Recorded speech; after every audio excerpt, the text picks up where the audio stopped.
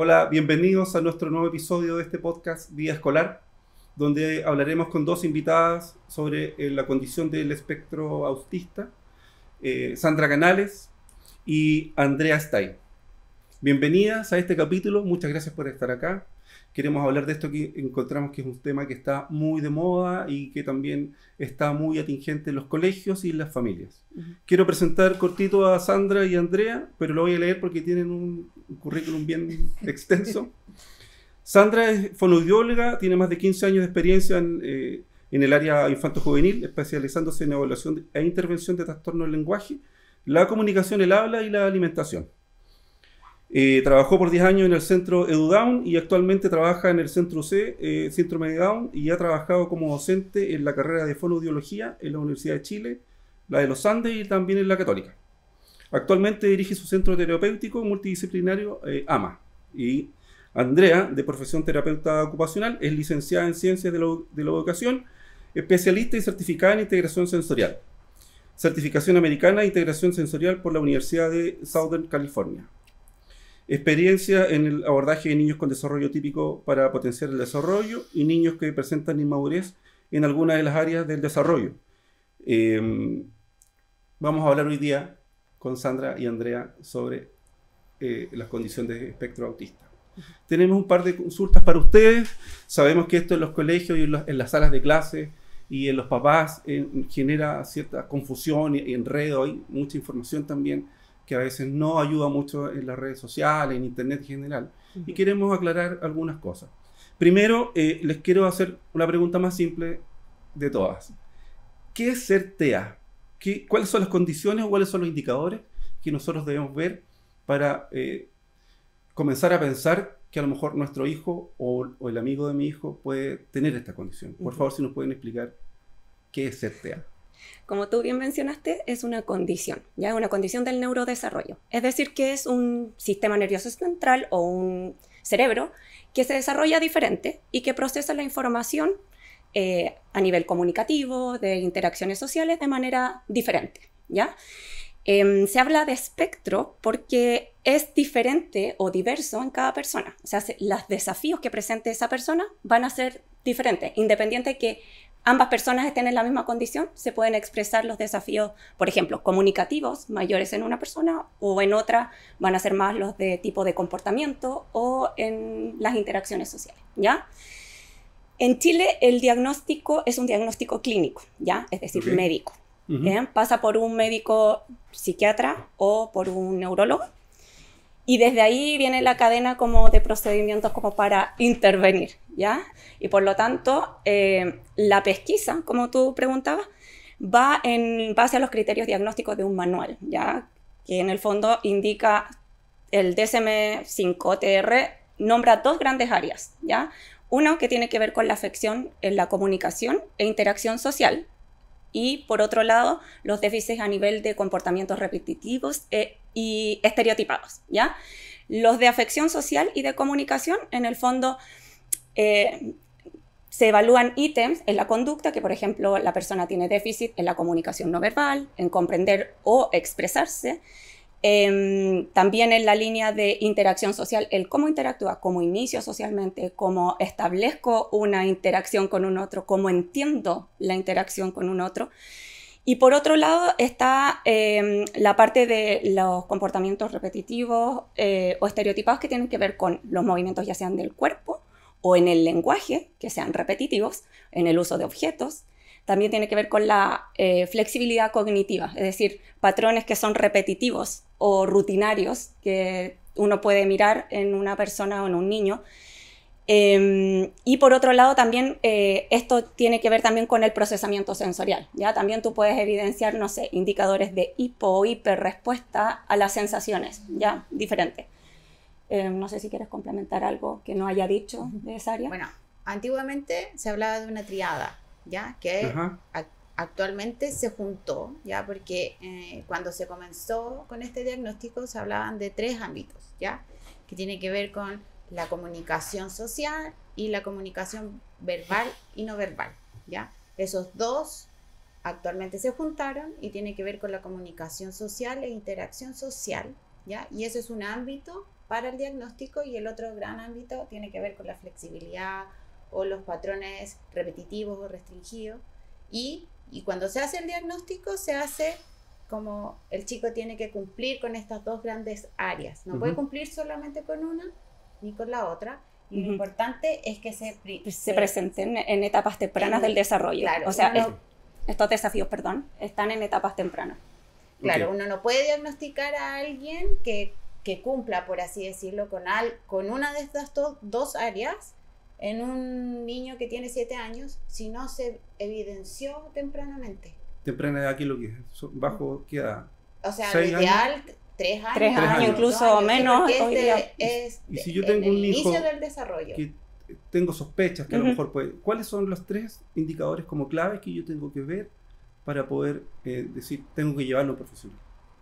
El desarrollo disarmónico. Tú vas a ver un desarrollo disarmónico, ¿ya?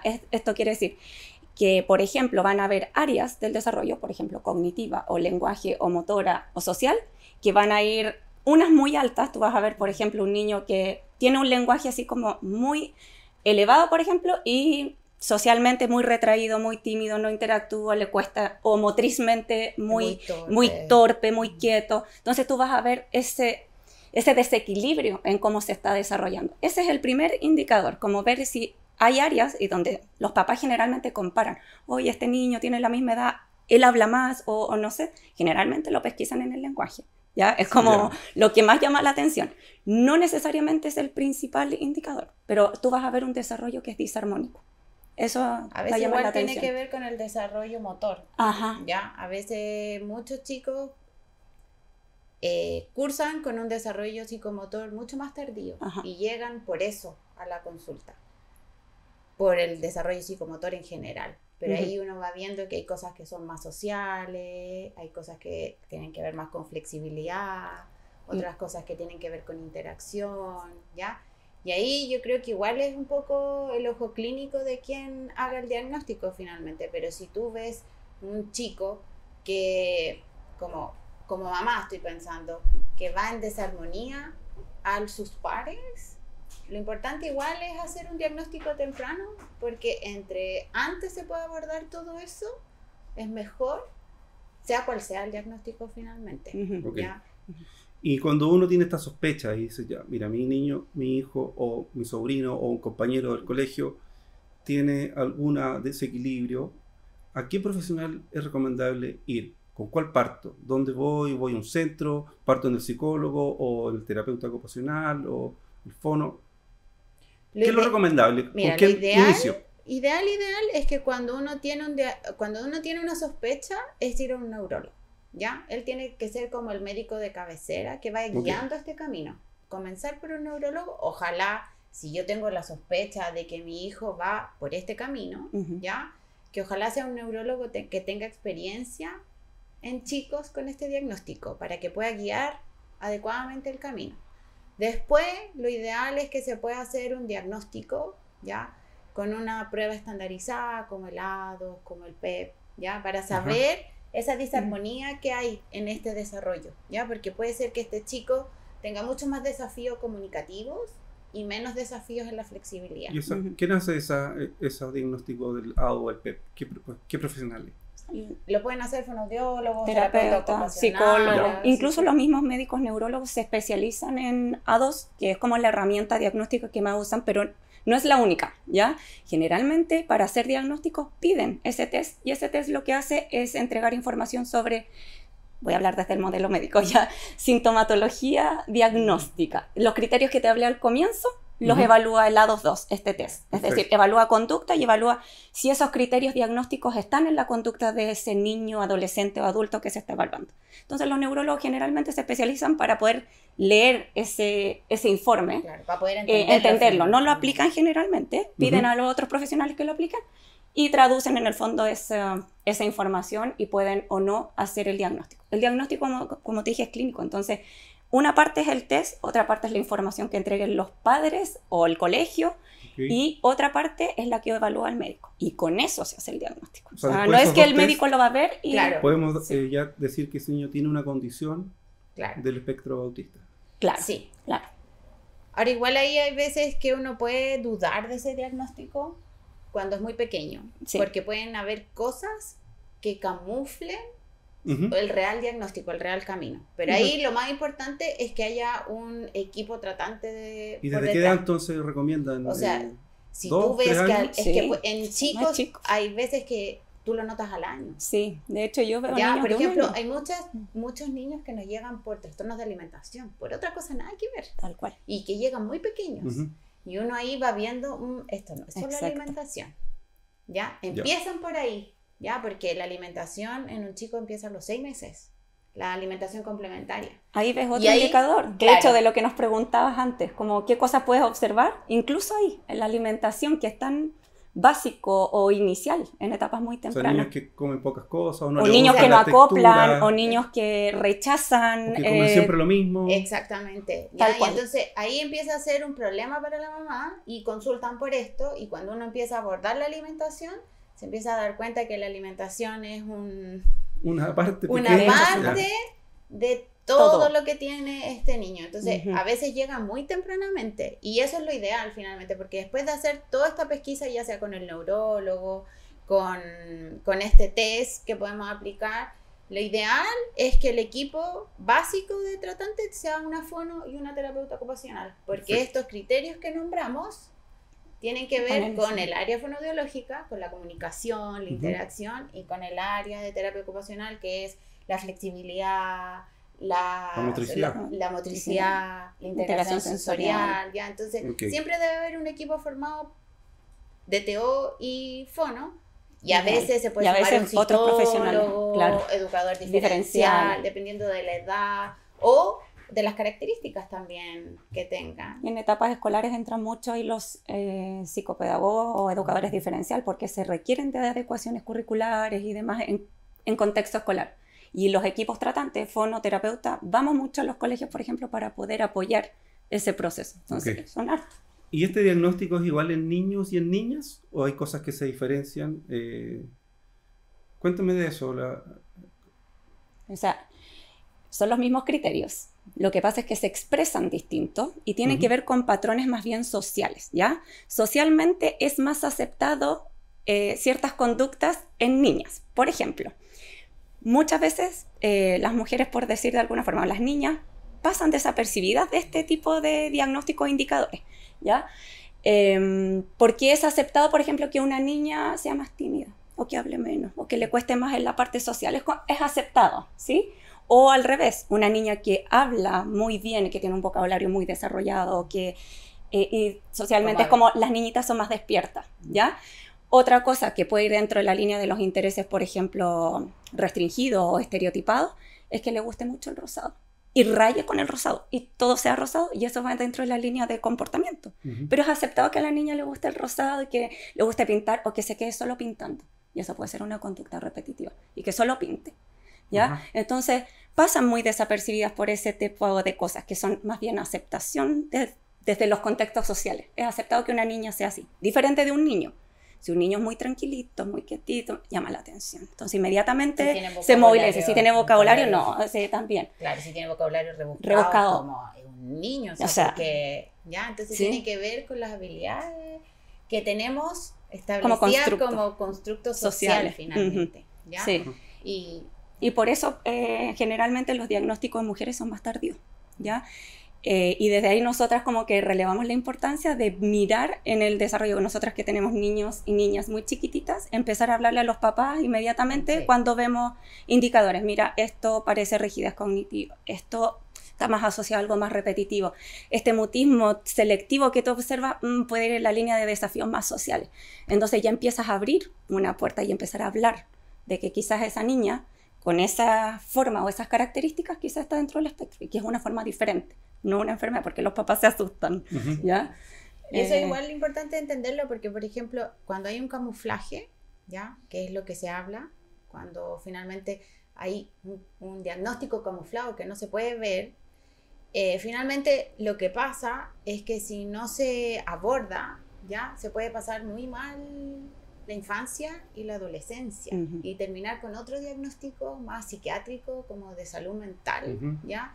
Porque finalmente esa niña no entiende su funcionamiento, porque siempre ha sido como aceptado socialmente, ¿ya? En el caso de las niñas, tiene mucho más habilidad imitativa, entonces finalmente terminan imitando muchas cosas sociales y terminan adaptándose muy bien, ¿ya?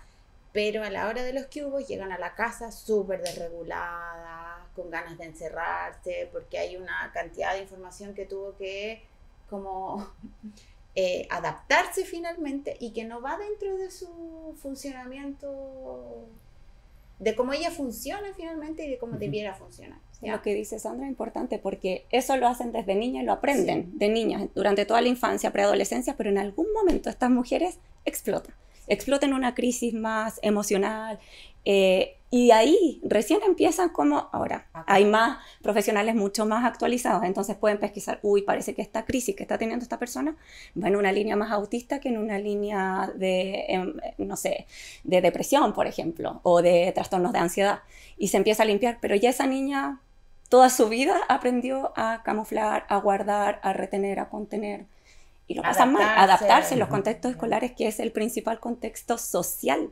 Hacen un esfuerzo significativo. Y lo que tú ves son papás que te dicen, es que en la casa llora todo el tiempo, en la casa se irrita, todo lo que ocurre en el colegio lo trasladan finalmente emocionalmente en la casa. En la casa. Hay un tema que nos ha surgido a nosotros como una duda, este tema de ser la integración sensorial. ¿Tiene que ver con esta condición? ¿Son cosas diferentes? Porque está como de moda que la integración sensorial, que con las comidas sobre todo, o con las texturas.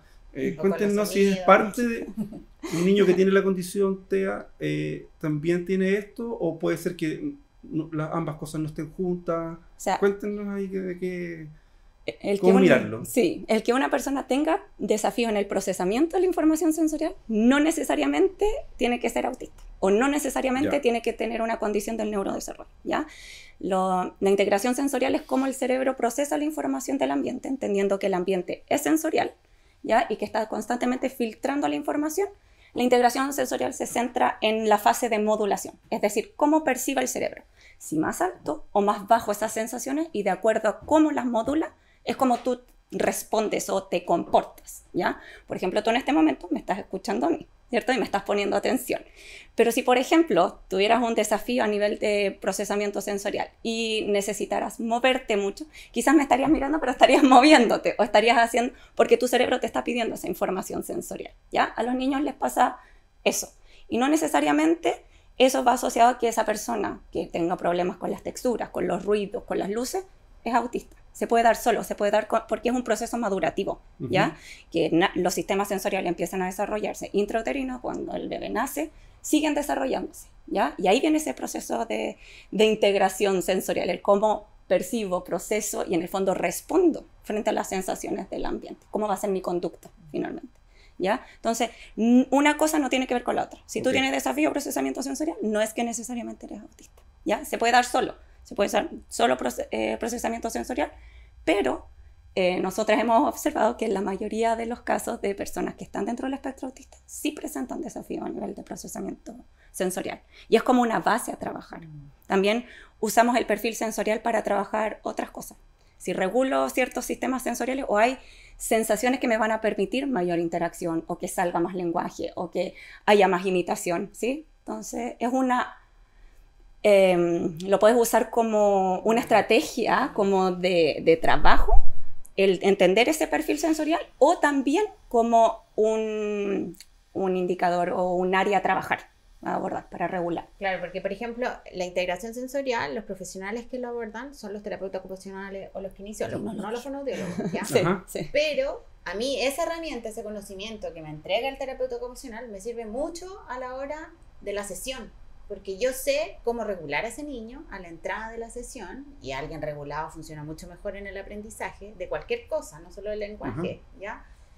Pero también aprendo esas estrategias para subirle el nivel de alerta. Entonces, alguien con un nivel de alerta mayor, no en el extremo, pero mayor, también tiene un mejor aprendizaje. Entonces, todas esas herramientas te pueden servir como en mi consulta, en la sesión, pero también les puede servir a los papás, a los profesores, a la comunidad, por ejemplo, si va a alguna actividad extraprogramática, o sea, todas esas herramientas te pueden servir finalmente a la hora de hacer muchas cosas en la vida, ¿ya? Y hay algo importante que es importante mencionar, pensando que esto lo ven padres, es que el profesional, el terapeuta ocupacional, idealmente tiene que ser especialista en integración sensorial, y la intervención se hace en gimnasios que son equipados y que tienen estructuras que están preparadas para hacer integración sensorial. Ya hay muchos profesionales que dicen que hacen integración sensorial en las casas. O sea, se pueden usar estrategias, sí, perfecto, y es lo que nosotros hacemos e indicamos a los padres.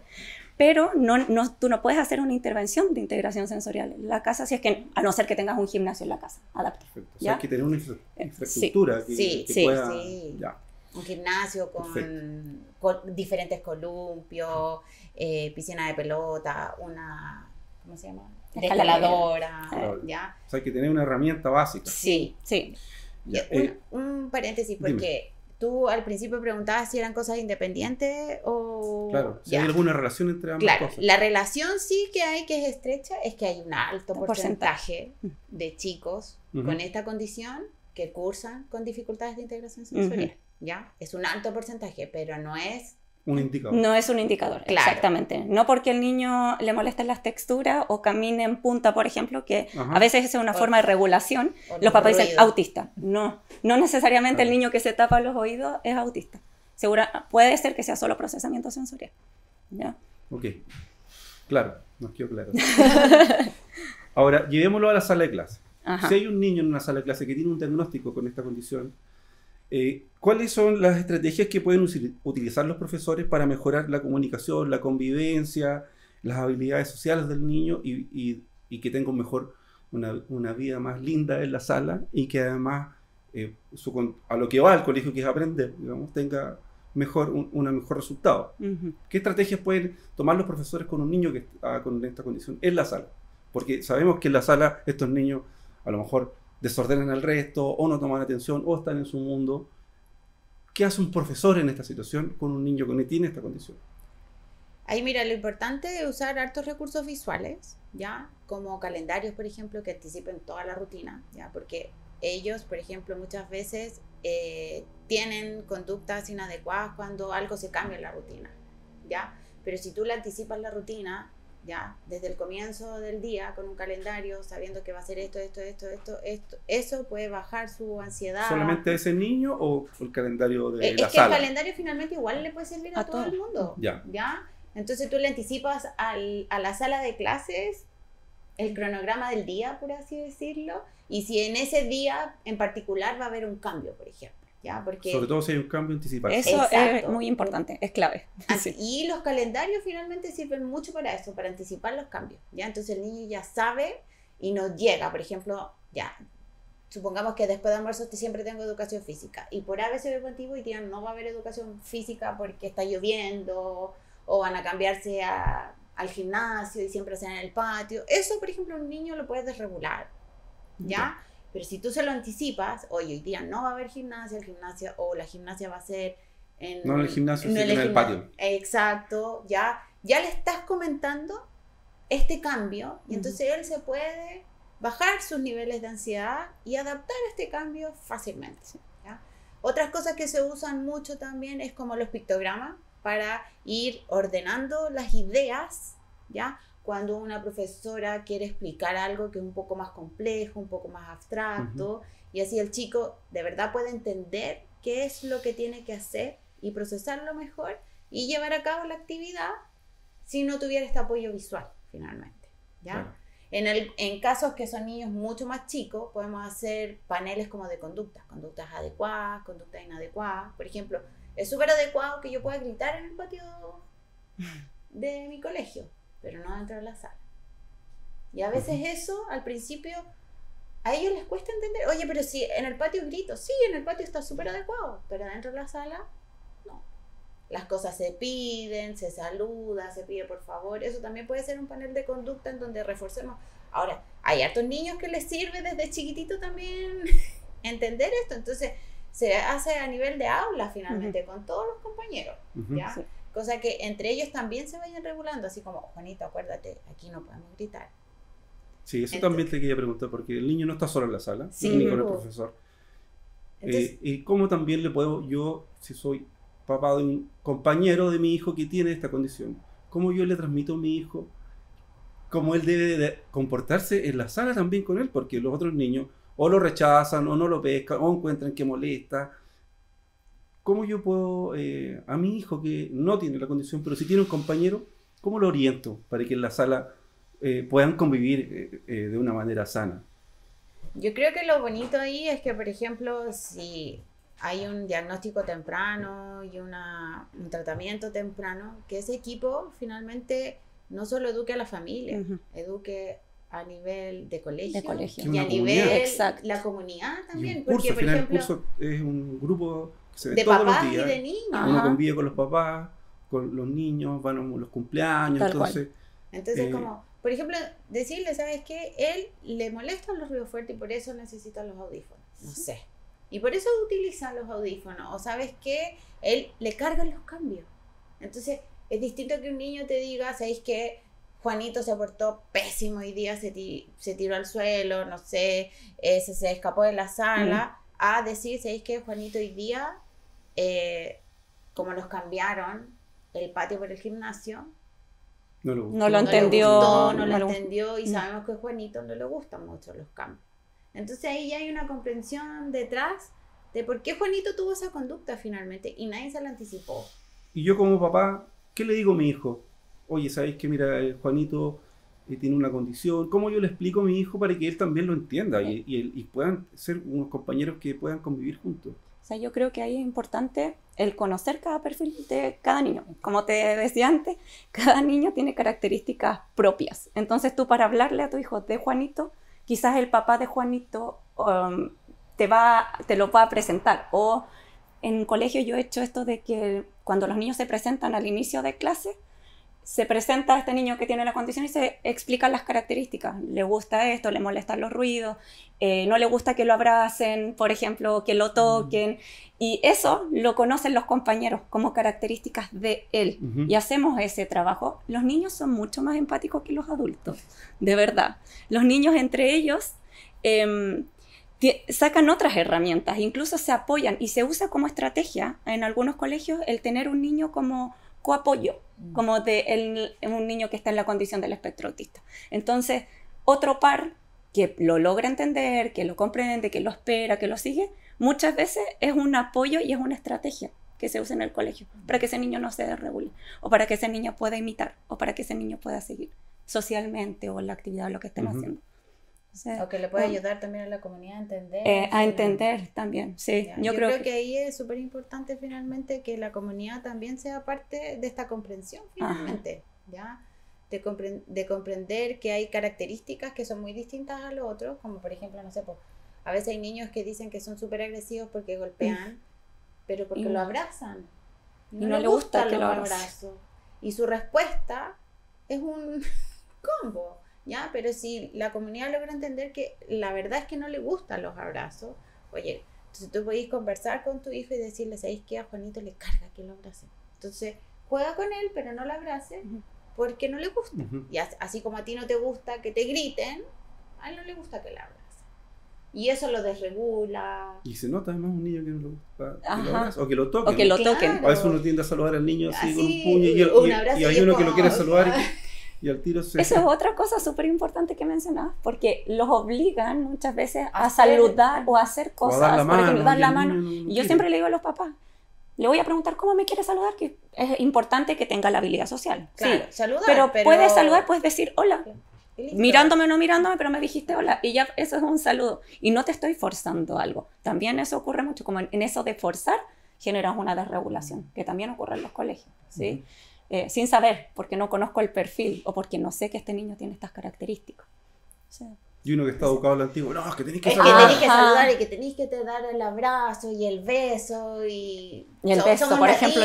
Entonces nos gusta el contacto, pero y no es necesario. Y nos choca ver que alguien pueda saludar más hacia la distancia finalmente. Y respetar entonces que esa condición, porque finalmente... Respetar que finalmente no todos... Uno lo desregula al niño. Exactamente. ¿Ya? Sí. Así como lo puedes desregular con el contacto, lo puedes desregular con lo auditivo, lo puedes desregular con los cambios, ¿ya? Entonces, si todo eso lo manejamos porque lo conocemos, ¿ya? Como la vida de todos dentro de la sala, fuera de la sala, en los cumpleaños, puede ser mucho más llevadero para todos finalmente. Y para hacer más llevadero esta vida en comunidad escolar, ¿qué herramientas o modificaciones ambientales se pueden hacer? Uno en la sala, con los profesores, y otro los papás que tienen un niño en la casa que tiene esta condición. ¿Cómo podríamos apoyar o ayudar, dar algún consejo a los profesores y por otro lado a los papás? O sea, como bien te dijimos, cada persona es diferente. Entonces, de acuerdo a las necesidades, es cómo se hacen esas adecuaciones. El ideal es que esas adecuaciones que están en la casa se lleven a la escuela. Si es la escuela y hay consulta, se aplican en la consulta. Por ejemplo, utilizo comunicación multimodal, apoyo visual, auditivo, que me anticipa, que me prepara para un cambio, por ejemplo, un cambio de actividad. Hay niños que usan, no sé, yo uso estos relojes que marcan el tiempo, entonces así tienen conciencia de cuánto tiempo me queda en esta actividad y luego viene un cambio, o viene el recreo, o viene, en mi sesión, por ejemplo, es que cambiamos, o cierra la sesión, se acaba, por ejemplo. Ese tipo de cosas son estrategias como de apoyo de comunicación o anticipación multimodal. Lo que mencionó Sandra también al inicio, los paneles visuales, son estrategias si un niño tiene más desafíos ahí. Por otro lado están todas las estrategias sensoriales, ya que hay niños que usan, por ejemplo, cojines sensoriales, las bandas elásticas, o que requieren pausas. Para cuando por ejemplo, claro, para mover los pies, porque a veces los audífonos, los audífonos, pero de ruido. Claro, pero ahí va a depender de ese perfil sensorial que tiene ese niño y cómo se regula sensorialmente. A veces uso las estrategias sensoriales para bajar la alerta pensando que en el contexto escolar hay mucha información sensorial y eso también puede ser una causa de desregulación. Los colegios en Chile son muy ruidosos, muy ruidosos. Hay mucho movimiento, los cursos son muy grandes. Generalmente tú vas a cursos donde son muchos niños, entonces eso que es visual, que es auditivo, que es de movimiento, todo eso conjuntamente es difícil a veces de procesar. Entonces ahí puedes usar estrategias sensoriales que ayuden a calmar, bajar, regular alerta. Pero ahí va a depender del niño y sus necesidades. Te va a decir algo. Sí, que por ejemplo la sala de clase chilena tiene una cantidad de información visual. Sí, sí. Como el calendario, que lo que hicimos ayer, lo que vamos a hacer mañana. Las letras, los números. Y eso, por ejemplo, para alguien que tiene afectado visualmente, puede ser súper disruptor. Entonces, limpiar, por ejemplo, una sala visualmente puede ser incluso calmante para el resto de los niños también, ¿ya? Pero eso ya... Muchos elementos. Los trabajos que pegaron y ya y al final, en diciembre la sala termina empapelada de muchas cosas. Y al final eso, por ejemplo, puede ser un disruptor. Y qué más fácil que solo limpiar visualmente la sala. Eso también tiene que ver con yo te hablé de diferentes estrategias visuales, pero tampoco hay que abusar de ellas. Claro. ¿Ya? Entonces, ¿es bueno usarlas? Sí. Pero adaptarlas al niño, a sus necesidades y no como empapelar de toda esta estrategia, porque eso también puede subir los niveles de ansiedad. Y lo otro que mencionaba, lo del cronómetro, eso sirve mucho porque muchos niños, bueno, la temporalidad es muy difícil de comprender en niños pequeños, en cualquiera, ¿ya? Como ¿cuánto queda? 5 minutos. ¿Qué son 5 minutos? ¿Qué son 5 minutos?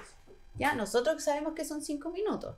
Pero el niño no sabe, entonces puede estar preguntando cada 5 minutos, ¿cuánto queda para el recreo? ¿Cuánto queda para el recreo? Entonces, si tú le pones un cronómetro... ¿Cuándo vamos a llegar? La típica en el auto. Entonces, tú le puedes poner un cronómetro visual que va avanzando y que él sabe que cuando suena el pito, salimos a recreo. O se acaba el color rojo, por ejemplo, que marca ese cronómetro. O llegamos a la playa. ¿Ya? Entonces, el niño primero nos está preguntando, sabe que le queda todo ese tiempo, que va avanzando, visualmente lo va viendo, ¿ya? Entonces puede seguir, por ejemplo, en la misma actividad en la sala de clase, porque sabe que no puede salir de recreo hasta que se termine este cronómetro. Entonces, eso, por ejemplo, visualmente nos puede ayudar a entender la temporalidad, que ya es difícil comprenderla en un niño pequeño, para ellos les baja los niveles de ansiedad finalmente. Entonces, eso. Y cuando tenemos un niño en la sala que se desreguló por algún motivo, X, ¿no? Ese minuto el profesor tiene otros 30 niños, está haciendo su clase, y se desreguló, Juanito. qué hacer, cómo ese profesor, qué herramientas le podemos dar para que en ese momento pueda manejar la situación de una manera que sea sana para él y también para la sala de clase. Claro. Y para el mismo profesor, porque el profe también tiene emociones, Sí, sentimientos. totalmente. Y se puede él mismo también desregular y tomar a lo mejor una acción que no es la adecuada. Que no es la adecuada para él, claro. ¿Qué le podríamos decir a ese profesor cuando tiene un niño que se desreguló en la sala? Ahí es cuando siempre tenemos que tener un plan B. Sí. ¿Ya? El profesor siempre va a haber un plan B porque va a ocurrir eso. Y puede ocurrir muchas veces. Y sobre todo empieza a ocurrir en esta época del año. Sí. ¿Ya? Entonces los niños con esta condición están súper agotados. Muy agotados. O sea, si ya los niños o sea, neurotípicos están cansados, ¿ya? A ellos el cansancio se les nota distinto porque empiezan a desregularse, empiezan a haber conductas disruptivas, ¿ya? Los otros niños no se quieren levantar, se quedan dormidos, ¿ya? Entonces, siempre tiene que haber un plan B. Y ese plan B tiene que estar pensado desde antes, ¿ya? Por ejemplo, hay un chico que nosotros tenemos integrado que su plan B es que va y sabe, cuando ya está finalizando la jornada, pues finalizando me refiero a que ya ha pasado todo el día y ya está súper cansado y tú notas que empieza a dar vuelta o empieza a estar más disruptivo. El plan B es que él va a la biblioteca, le pide quizás alguna actividad, sale de esta sala de clases, ¿ya? Hace algo puntual, ¿ya? Y después vuelve. Retoma. Lo tiene tan interiorizado que no es un niño que se te va a escapar, ¿ya? La de la biblioteca lo tiene súper interiorizado, lo conoce, sabe qué hacer. Y esos minutos de break, finalmente, de salida, de imprimir algo, pintar algo y volver, pueden ser muy, muy llevaderos. Y eso es un acuerdo previo entre Exacto. el profesor y el niño. Ya, se trabaja antes. Si tú quieres salir a las 12, ya... Ahora, No, ojo, no es tan no libre. así, No es tan no libre. así. Ya. Es cuando visualmente tú ves que el niño empezó a desregularse. No es como, oye, quiero ir a la biblioteca. No, pero ¿por qué? ¿Ya? O sea, en el caso ideal, el profesor ya conoce al niño y va a anticiparse a que algo le está pasando y se va a desregular. Claro. Entonces yo ahí activo el plan B. El plan B. Pero puede ocurrir que no, que el profesor está a cargo de otros 30 niños y el niño se desreguló. Y ni siquiera pude ver por qué se desreguló. Y ahí es importante como, que el profesor conozca a ese niño y decir, ya, había mucho ruido o estaban todos hablando al mismo tiempo, puede haber sido algo sensorial. Entonces voy a usar la cajita sensorial o lo voy a llevar a un rincón de la calma, por ejemplo. Ese tipo de estrategia siempre de buscar la calma y como adulto ser corregulador, creo que es como importante. Porque van a haber cosas imprevistas. Quizás nosotras muy pauteados le podemos decir al profe, puedes hacer esto, pero le puede pasar que no se dio cuenta y el niño simplemente se desreguló o se escapó, salió de la sala. ¿Por qué salió de la sala? Se aburrió, había mucho ruido, no entendió la instrucción, no pudo seguir los pasos, se frustró, otro niño le quitó un material y no te diste cuenta. Y ahí viene el plan B, cómo corregulo, siempre es como llevar a la calma, porque ese niño se va a desregular emocionalmente y conductual. Entonces lo que hay que, como estrategia principal es como calmar. Y quizás tener un rincón de la calma, un espacio que lo ayude a eso. Ahora, eso es importante lo que tú mencionas. No es el niño el que decide ir a la biblioteca, es el adulto el que anticipa que va a ocurrir algo, que está ocurriendo algo, y le dices, no sé, por ejemplo, Juanito, vamos a terminar esta tarea que estás terminando y necesito que vayas a la biblioteca a hacer lo que... Espérame. Sí. Entonces, para anticiparte a esa situación, ahora es hora de ir a la biblioteca. Y ahí también... Pero no es que el niño diga, voy a ir a la biblioteca. Como ¿ya? También mostrarle al niño lo que le está pasando. Creo que también es importante. Sí. Es como, Juanito, me di cuenta que te estás moviendo mucho, o que no estás haciendo la actividad. ¿Te parece que...? Creo que también es importante que el niño como que en el fondo entienda que su conducta no está siendo adecuada en ese espacio. Y por eso va a salir. No es que es libre que solo va a salir. Yo le estoy explicando por qué sale. Y en este tiempo, y es cronometrado o es anticipado que él vuelva. Él tiene que retomar la actividad que estaba haciendo.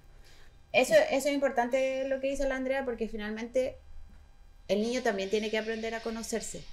¿Cuáles son sus límites? ¿Ya? Cuando me empiezo a desregular y cuando necesito una calma o cuando necesito este espacio, porque eso le va a servir después a él como herramienta, como por último después ya como más adolescente, decir, profe, voy al baño y vuelvo. ya sé que estoy saturado. Entonces esa ida al baño de calma, de lavarme la cara, el niño ahí toma la decisión, pero va a ir al baño nomás, pero puede ser su espacio y ya se conoce y no necesita de un adulto que tome la decisión finalmente, ¿ya? Ok, bueno, nos han dado hartos consejos y todo sobre cómo, como profesor, como papá, trabajar con estos niños, pero los compañeros, ¿cómo los compañeros es importante? Porque al final los niños conviven con los otros niños, ese niño juega o con un amigo o no tiene amigos. ¿Cómo podemos nosotros ayudar para que la comunidad de la sala sea más, no lo aísle, porque al final uno lo ve como el niño problemático, se lo etiquetan, este niño, no, yo no juego con él. ¿Qué nos pueden decir de eso? Porque es re importante en la vida en comunidad. Entonces, muchas veces los niños, a ese niño no lo invitan al cumpleaños, no juegan con él, o es que nosotros jugamos la pelota y él no juega, entonces, pero a lo mejor puede ser el árbitro, no sé. Claro. ¿Cómo lo integramos? Yo creo que ahí es importante observar que va a tener intereses que se van a parecer a otros compañeros y que dentro de esos intereses puedo compartir con otro compañero dentro de ese mismo interés, ¿ya? Pero también entender como un poco, yo creo que también como sociedad tenemos que empezar a hablar que todos somos distintos, ¿ya? No solo ellos, ¿ya? Yo también soy distinta, ¿ya? Tú también eres distinto. Y hablar finalmente de la diversidad como algo que nos caracteriza a todos, ¿ya? Y yo creo que eso es bueno que se plantee como... Bueno, cuando hay un niño integrado, eso se plantea como desde el día 1, ¿ya? Porque llega el equipo, porque los profesores empiezan a hablarlo. Pero también en la casa podría ser... Hay libros muy bonitos para hablar de la diversidad y los niños también se dan cuenta, los niños que no tienen esta condición, que también tienen características propias. Así como, oye, ¿sabéis qué? A mí tampoco me gusta que me abracen. No tengo problemas sensoriales, pero me carga que me anden abrazando. Entonces, ahí vamos viendo como la diversidad, como algo más normal o típico, que también me pueden ocurrir. Me han obligado toda la vida a abrazarme cuando salgo, pero en verdad no me gusta. Entonces, como hablar desde esa vereda, yo creo que hace mucho más fácil la vida a todos finalmente, ¿ya? Como finalmente, oye, Juanito no le gusta jugar fútbol, ya, entonces quizás no lo vamos a invitar al cumpleaños de fútbol, ya, pero ¿por qué no? Puede ser el árbitro, ¿ya? O a lo mejor puede crear, no sé, no le gustará el fútbol, pero puede crear el arco de fútbol si es alguien que le gusta construir, por ejemplo. Y va a estar súper entretenido el cumpleaños creando el arco de fútbol. Entonces yo creo que la idea es conversar entre nosotros como familia, como comunidad escolar, como personas que finalmente todos somos distintos y estamos muy acostumbrados a movernos todos iguales. Al estándar, ¿ya? Y claro, como yo no tengo problemas de integración sensorial, puede ser que un abrazo no me desregule, pero eso no quiere decir que a mí me guste. Ya te acostumbraste. Ya me acostumbré, claro. Pero ahora puedo decir, ¿sabes qué? No me gusta saludar, de abrazo, no sé. Entonces, y ahí empezar entre todos decir como ya, si puedo saludar así, y estoy saludando, y soy... Quizás lo que tú estabas diciendo también es importante de esto mismo que estamos haciendo ahora. Hablar de estos temas creo que ya abre puertas como para que otros entiendan, y así a sus hijos les pueden explicar o pueden hablar de esto mismo que dice Sandra, que todos somos distintos. Para apoyar a los niños en general, yo siento que con cualquier característica tenemos que empezar a hablar de diversidad, de que somos diversos neurológicamente o con características personales o etcétera. Pero quizás empezar a abrirlo como en etapas más tempranas, como desde la casa, en los colegios, como en todos los lugares, y de esa forma yo voy a entender que ese niño que juega de una determinada forma lo puedo integrar también a otro juego, o yo me puedo incluir en el juego de él y ser más empático, como eso se me ocurre. Sabemos que ustedes son especialistas en estos temas más como de salud, pero queremos que nos cuenten sobre la ley TEA. desde el punto de vista de ustedes, qué es lo que un papá que tiene un niño con esta condición, qué es lo que tengo que saber sobre esta ley TEDx para yo buscar cómo me beneficia o cómo me ayuda finalmente a mí y a mi familia y a mi hijo en su vida. O sea, ¿a qué podemos recurrir? ¿Qué beneficios hay? Cuéntenos de eso, por favor. O sea, como hay cosas que que nos incumben a nosotros, que tienen que ver con cosas como súper básicas, por ejemplo, que el sistema de salud a alguien con este diagnóstico le cubre la terapia ocupacional yo no lo sabía, por ejemplo. Sin tope, siempre antes de los 6 años, ¿ya? Entonces, eso, por ejemplo, mucha gente no lo sabe, ¿ya? Pero finalmente cuando hay un diagnóstico de base, terapia ocupacional puede ser cubierta completamente y es la base como del tratamiento finalmente. Es una de las grandes bases. Entonces es bueno que, finalmente yo creo que es bueno decirle a la comunidad que existe una ley, ya que también rige muchas cosas que ocurren en los colegios. En los colegios, sí. Uno puede pedir adecuaciones curriculares. Ajá, sí. O sea, sí, si el niño tiene diagnóstico y entra... lo importante es saber en todos los colegios. De hecho, los colegios no pueden excluir. En teoría no se debe excluir a nadie, independiente del diagnóstico. Hay formas polite de excluirte, pero no deberían cerrarte las puertas por un diagnóstico. ¿Ya? Ahora, los papás a veces no omiten el diagnóstico para poder entrar y ya una vez adentro es más difícil echarte, ¿ya? Claro. Pero yo creo que tampoco sea la idea que la sociedad tenga que andar como encubriendo, porque sería mucho más llevadero decir, ¿sabes qué? El hermano de Juanito tiene esta condición, ¿ya? Pero tiene un equipo tratante, ya viene con esto, van a visitar el colegio, van a hacer todas las adecuaciones, estamos súper informados. Entonces, como sería mucho más bonito si funcionáramos así, pero muchas veces el diagnóstico no se cuenta para que no le cierren las puertas. Y a veces una puerta como a adaptaciones, a que el niño pueda desempeñarse mejor. Y en la ley TEDx así, eso sí tengo entendido que sí exige esas adecuaciones curriculares para ese niño que tiene un diagnóstico de base y que requiere de o sea, aquí esas adecuaciones. A informarse sobre tal la ley, cual. Cómo yo la puedo usar a favor del niño y en su beneficio. Tiene hartas cosas que benefician mucho en muchos ámbitos. Entonces, pero siempre antes de los 6 años. Eso es que, claro, es una ley que está enfocada en niños hoy en día. Y eso es lo que se reclama, que hoy día hay muchos adolescentes adultos y que quedan sin cobertura. La idea es ojalá que esa ley pueda avanzar y que pueda beneficiar a más personas. En este momento está enfocado en infancia. Ok. Bueno, hemos hablado, hay harto para hablar acá, pero no hay mucho tiempo, entonces quiero saber dónde la gente que tiene esta condición, que tiene un niño con esta condición, dónde a ustedes los pueden encontrar. Cuéntenos en qué están ustedes hoy día, dónde las podemos encontrar. Bueno, nosotros trabajamos en una consulta frente al Mall Sport, ¿ya? Nos pueden buscar en la página que se llama Centro AMA con 2M. Vamos a poner la página en la descripción. O en nuestro Instagram, que también es centro.ama con 2M. Ahí iremos etiquetando y para que la gente también pueda comunicarse con ahí puede buscarnos, contamos con terapeutas, fonoaudiólogos. ¿Hay más equipos en el...? Sí, psicólogos y educadores, psicopedagogos. Sí, les comentábamos que trabajamos con... Sandra está en una oficina, nosotros estamos, como te he explicado, un gimnasio como equipado que es de solo terapeutas ocupacionales, pero trabajamos en conjunto.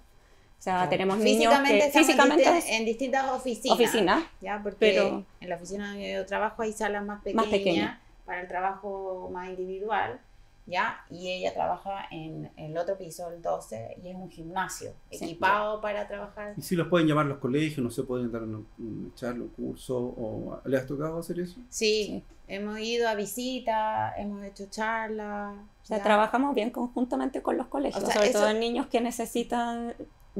Yo particularmente voy mucho a los colegios a trabajar con los equipos, con los docentes, se trabaja con la comunidad escolar.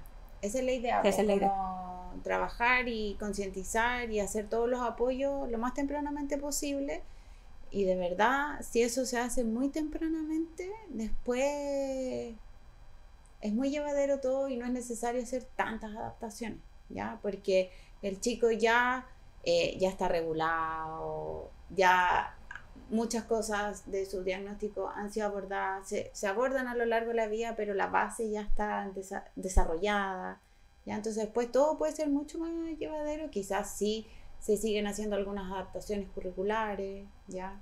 O a otro nivel, pero finalmente eso puede ser mucho más fácil después. Perfecto. Les queremos agradecer por esta visita, la conversación. Muchas gracias. Gracias a ustedes. Gracias a ustedes muchas gracias por el espacio. Sí.